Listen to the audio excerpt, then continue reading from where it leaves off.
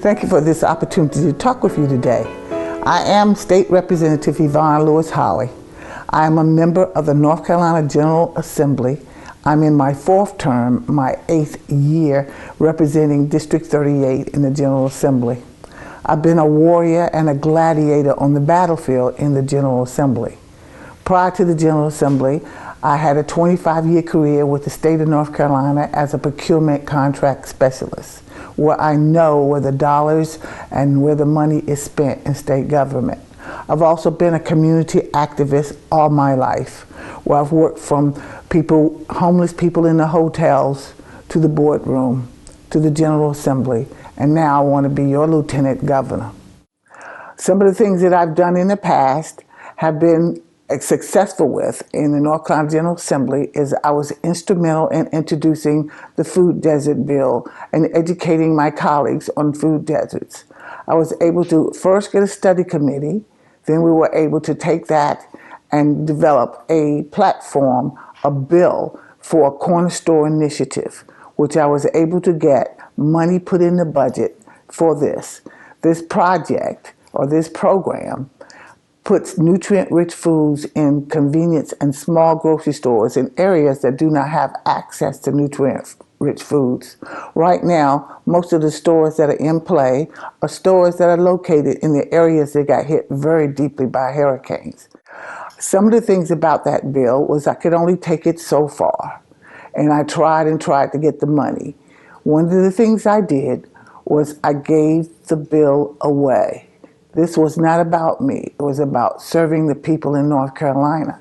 So I partnered with a Republican female who was then able to get the funds into the actual bill to start the program.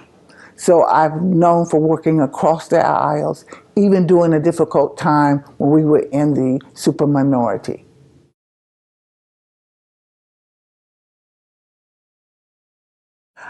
Again, my 8 years in the General Assembly, I am the longest serving person who's running. I have more governmental experience than all of them. The 25 years in state government, and prior to that I worked at Howard University in purchasing and contract as well. So I did a lot of buying for governmental purchases. And I have a lot of experience in the community. My life skills have prepared me since high school for this, because it's the things that I learned in high school that I've learned that I use most in the General Assembly. Sometimes just how to interact with people who differ from you. That's been very helpful. I do not vilify the person. I see the person different from their ideology, and my job is to educate them and hopefully change their opinion to be something that I feel that I'm comfortable with.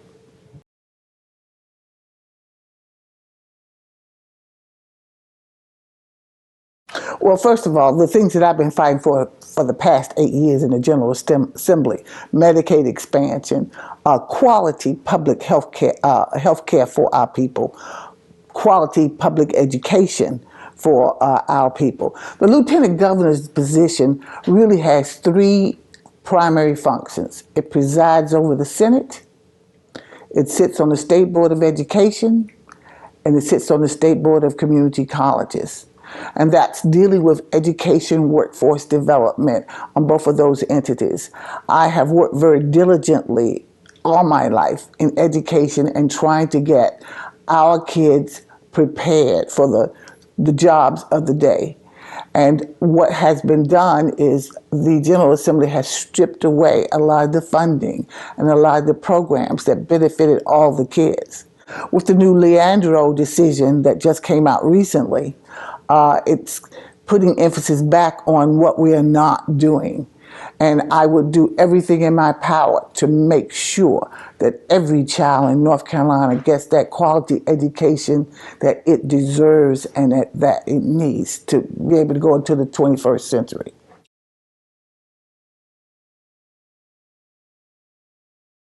Well, I think in some ways we have an advantage. You know, we have wonderful four-year colleges and universities, and we have a university system, and North Carolina has a lot of more professional people on a lot of levels. But we also have a working class of people that are energetic and ready to serve. This is the area that I don't think we've done as much in. We need to train more people. When a business comes to North Carolina, come to North Carolina, become a partner in our community, and hire a number of these people from North Carolina, training some of our existing workforce to come in and not bring 2,000, but bring 1,000 and hire 1,000 from here, and go to our colleges and universities, our community colleges, and even some of our smaller schools and programs to pick up really good qualified workers. I think the biggest asset that North Carolina has is its people. And we need to go back and invest in the human capital. And by coming in and hiring from within, we can make that investment.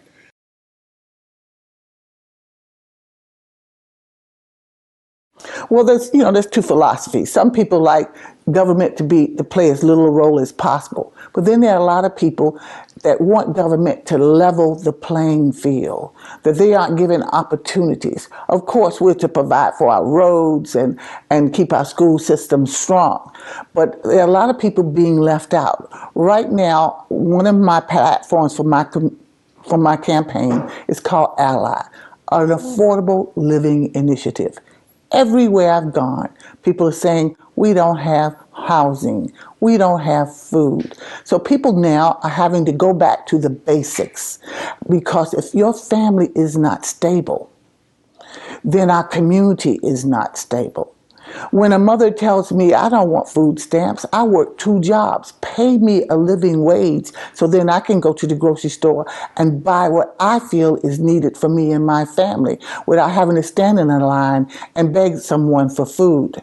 These are the things that we need to do to bring dignity back to our communities as well. My Ally program has 4 components. One of them is housing affordability. The other component is jobs, workforce development, and living wages, transportation, and food security. These are things that everybody needs to be able to afford to live in North Carolina. I know in Wake County alone, we have 3,700 school-aged children living in hotels in my district alone. This problem is exacerbated across the state, and many areas in rural areas it's even worse. These are parents who work every day, but for some reason or another, there's not housing that they can afford to live in.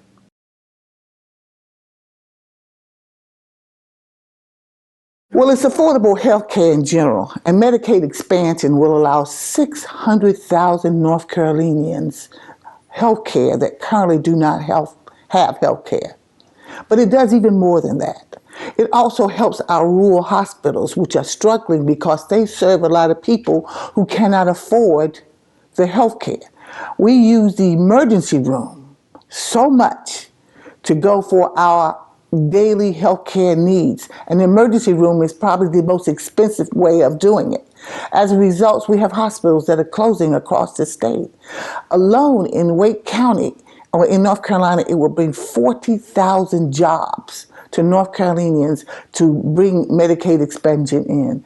This costs the state of North Carolina nothing, because we have already gotten the hospitals and the general areas to already agree to absorb the 10% requirement that would have been done by the state of North Carolina. So Medicaid expansion is, the governor's fighting for it. I have been fighting for it the whole 8 years that I have been in the General Assembly. And it's a fight that I will continue to fight because the people of North Carolina have spoken, and it's something that they want.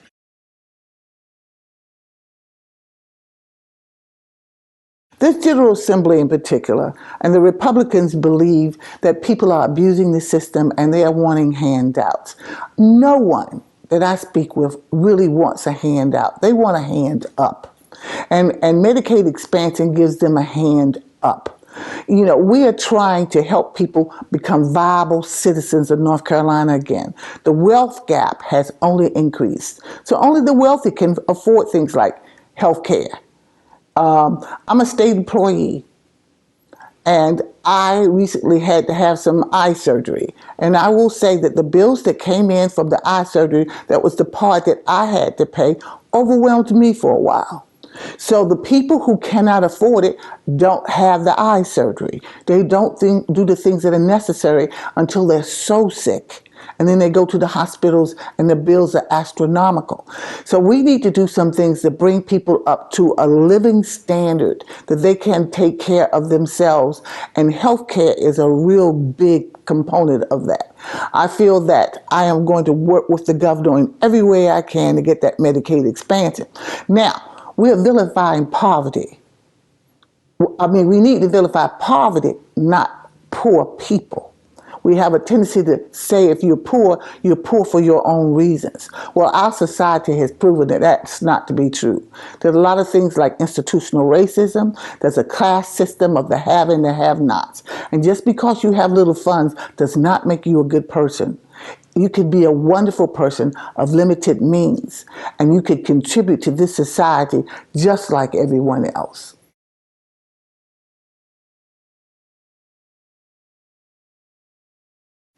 This is one of the reasons why I'm running. First of all, even though my district is in a large urban area, it is treated like a rural child. You know, you could go in Cary and you have a grocery store on every corner. You come in my community and they're few and far between. So even though we're in an urban area, we have the same problems as a lot of the rurals. We don't have the access to a lot of the services and a lot of the perks and the things that happen in the more affluent areas. So I think some of this rural area divide, there is a rural area divide, but it's the same issues that we fight every day in my district, which is why I decided to run. Housing alone. Whereas I talk about the people in the hotels, there are 10, 12 people in a trailer. And the trailer is just sucking utilities out. And people are living in camps in some of the rural areas.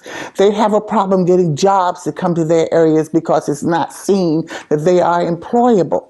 But they are, just train them for the skills. I love some of our more rural communities for their beauty and the culture that they have.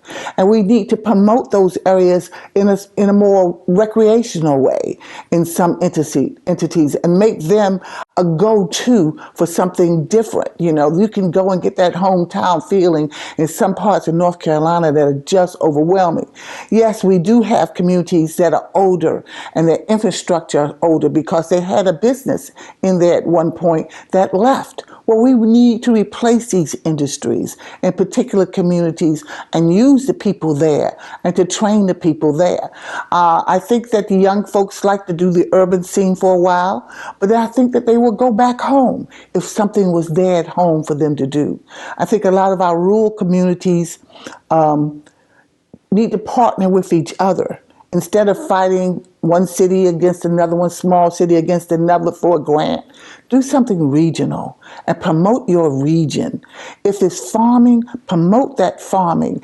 Give people an introduction as to what agriculture is about, because so many people do not know. I didn't really understand it completely until I was on the agriculture committee, and I've gone to some farms, and the lifestyle and what is there is amazing, and we don't take advantage of that. We think that the epitome of a job is sitting in an office and then you have arrived. Well, success is being good at whatever you got and whatever you do for a living. And success is doing it with character and with values and morals. And we need to promote those things again. That's what it was when I was growing up. You know, just because you're poor didn't necessarily mean that you weren't successful.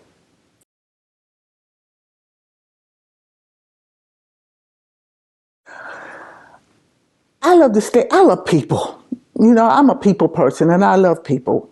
And I was raised in a community that I was blessed. I had both my parents. And I was raised in a community of community leaders. And I was given the opportunity to listen and to sit at the table sometimes and to voice my opinion, even as a young child integrating the schools here in North Carolina. So I learned how to strategize. I've also know the power of one, because my voice sometimes was the only voice that was being spoken in high school, where I spoke out against something, or I ran for a cheerleader and I was the first African American female girl to make it. But I also knew the responsibility that came with that. that if I didn't do it and do it well, it would be a long time before you'd see another African American girl running for a cheerleader or trying to do some of the things that I did. So I grew up in an environment of encouragement where people would say, well, job done. Thank you for getting out there. Congratulations on getting that job. I think society has become all about me now. And, we believe in this law of lack, that in order for you to have something, it's coming from me, I will get less. I don't believe in that. I believe you can have something and I can have something too. And that we all have a place in North Carolina. These are some of the value systems that I was raised with by some very powerful men and women in the Raleigh community that taught me, there by the grace of God go I, that we are all one or two paychecks away from poverty.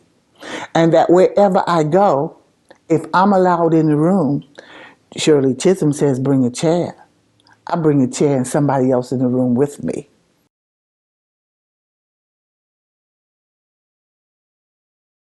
Well, my father was J.D. Lewis, and he was the first African American in North Carolina that was on both radio and TV that someone told me recently that wasn't pushing a broom. He was allowed to be himself, and he worked at WREL for over 45, 50 years, both on radio and on television. I really didn't realize the importance of it until after I went away to college and I moved back to North Carolina. And a week doesn't go by now, even now, that someone doesn't come and give me a JD story about the impact of having seen him do things had in their lives. So I've lived that under that legacy. He sits on this shoulder. He was also one of the nicest people that you ever met. And he's on this shoulder saying, be nice, be nice, be nice. My mother spent 40 years at Shaw University, and she worked in a number of capacities there in the administration at Shaw. And she was an extremely smart woman. But she would also say, don't let anybody use you. Look out for people and fight the fight. So I learned how to fight the fight with mom on one shoulder and dad on the other. I listened to them both every day, something that I was learned. And words of wisdom that someone else may have taught me. I'll give you an example. I was on the first committee that I was on in Wake County when I came back was a Wake County Steering Assessment Committee that I had been appointed to. The only other African American on that committee at the time was our former mayor, Clarence Leitner. And so we were the two, but they put me on a different subcommittee. And something was going on in the committee that subcommittee that really disturbed me. So I called Mr. Leitner and I told him what was going on. And I said, so who do I go talk to? How do we fix this? He said, baby, you got the gut. It's you. You're the one in the room. And if you feel it's wrong, you're the one to say so. You're the one that needs to speak out. That's your responsibility now. If you want advice, yes, you can go and ask a few people, but you got to learn how to use your gut. And you got to learn how to know what's right and what's wrong. And then he said, now that I know you got the gut and you're on this committee, I'm on 100 committees, so I'm going to get off. And I took that to heart. And I fixed those problems that were going to happen in that subcommittee. And I was very proud of what I did. And I began to use my gut and to use the power that I had with my voice to help people in North Carolina.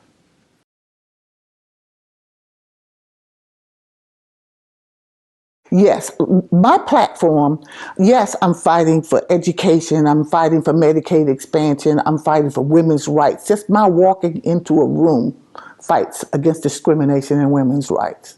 But I have developed an initiative called Ally, the Affordable Living Initiative, where I want to bring public-private partnerships.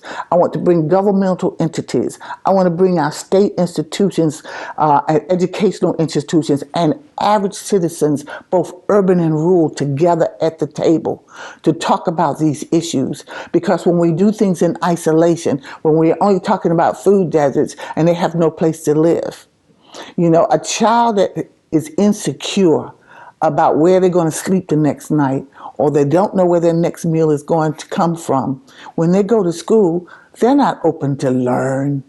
And we need to bring families and people back. We need to reinstitute the middle class and strengthen them. Now, I'm not doing this at the expense of the upper class and the wealthy. I'm for parts. I'm for the quality of life as well. I think we just need to address the whole community, and that's why I'm running for lieutenant governor. I don't want to be something. I want to do something.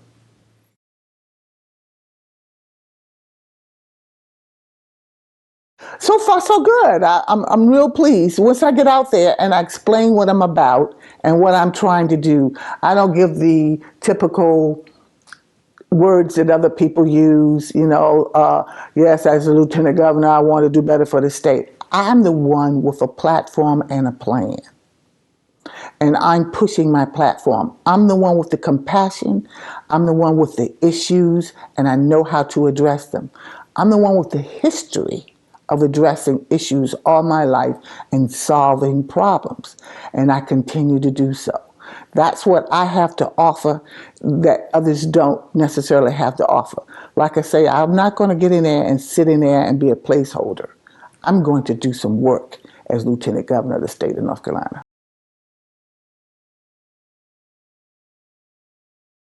I plan on changing, whether it's a Republican or Democratic governor.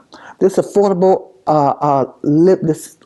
living initiative, my ally program, is going to be done, and people will be brought together and educated on what is needed to be done across the state. A good meeting is when everybody's in the room, and after the meeting nobody leaves because people on the right side of the room found out something that was done on the left side of the room, and they go talk. When I was doing the food desert bill, that's what happened.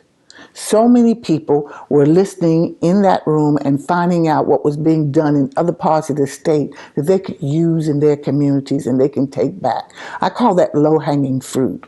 But it's so valuable because so much happened as a result of that and as a result of those meetings. So just by bringing people together and saying, let's start with what we have in common. We all have this problem. So what are you doing about it? What are you doing about it? Let's talk and see what we can do to bring the people together. And let's form this alliance, the alliance for all the people of North Carolina.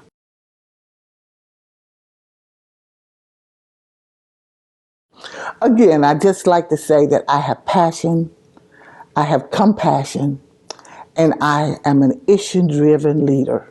I have a history of problem solving both in my local community and in the General Assembly, both across the lines. I will do it with dignity. I will do it with respect for all people. And I believe in the value of the human capital and North Carolina's human capital.